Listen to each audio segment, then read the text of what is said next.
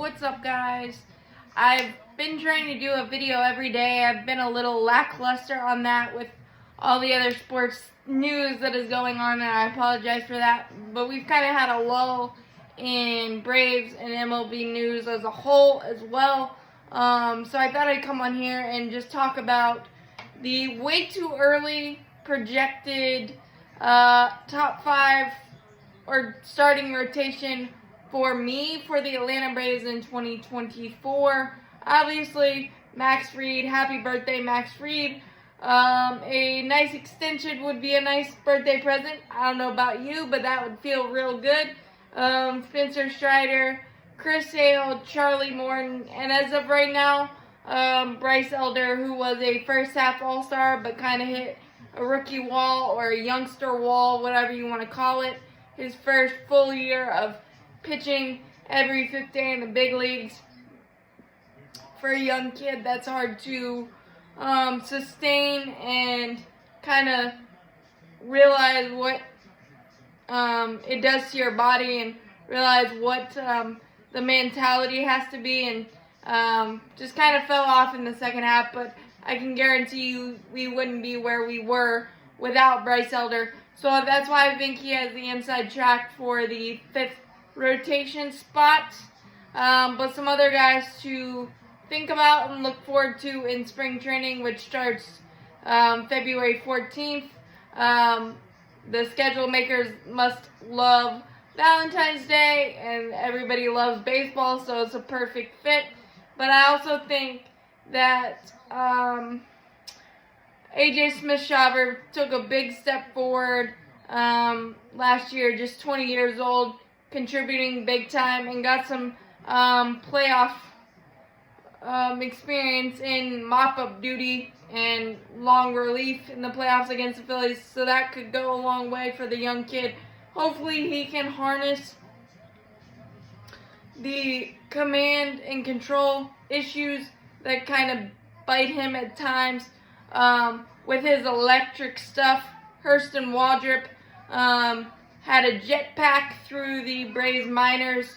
The 2023 first-round pick out of Florida last year made it all the way to AAA, and he was thought by some as a dark horse for a postseason spot, but that didn't come true. So he's going to be another one to watch in spring training to see what he does. Dylan Dodd, his command and control don't do a lot for me, with the fact that he only tops out at 92, 93. He was the 5th starter for us last year coming out of spring training because he lit the world on fire in spring training, but it just kind of was uneven for him the rest of the year, even though he did have some big starts for us from time to time. So Dylan Dodd, probably lower on my list of potential, even though I think he could make a spot starter too for us if need be in the 2024 season, because he's done it, and he's a lefty. So, and I think Chris Sale's addition could really, really help Dylan Dodd, definitely. Darius Vines, we saw him very composed, very controlled. The first rookie ever to throw 6 shutouts, I believe, at Coors Field in his debut. So that was fantastic. And he'd been really a solid diamond in the rough kind of guy that we found last year. So look at him as a possible dark horse for the number 5 spot. Obviously, pitching depth is gold, and you're going to need a lot of it. We needed 16 starters last year. Hopefully we don't need that many. But if you want to keep Chris Sale healthy,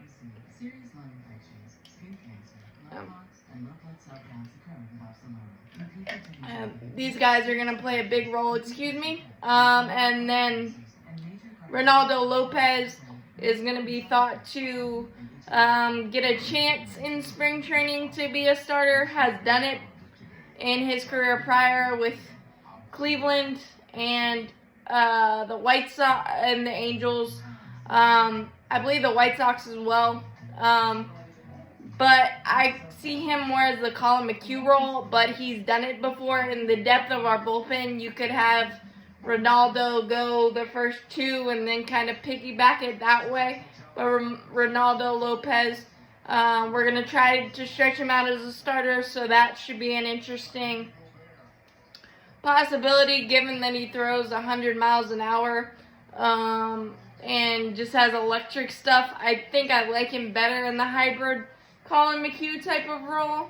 But that's another name to watch. Oscar Inoa had been recovering from Tommy John surgery. He had an electric start to his 2019 season, only to be derailed by a bench in Milwaukee.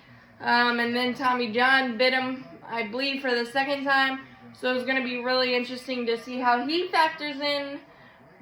But he should have a full spring training and has 2 curveballs that are absolutely disgusting. So that could be an interesting piece as well. And then you've got, who else? I think I covered them all. In potential 5 starters. If I missed somebody, let me know in the comments. Oh, Ian Anderson won't be ready until about June, but maybe he'll come back stronger than ever. It's happened a lot in Tommy John cases. Hopefully he'll come back and attack more, but he's been amazing in the postseason, and he's still really, really young, along with Oscar Inoa. Oscar Inoa is only 25, so that's definitely probably my most interesting pitcher to watch. But like I said, Elder's probably got the inside track, but a lot of things can shift and change in spring training.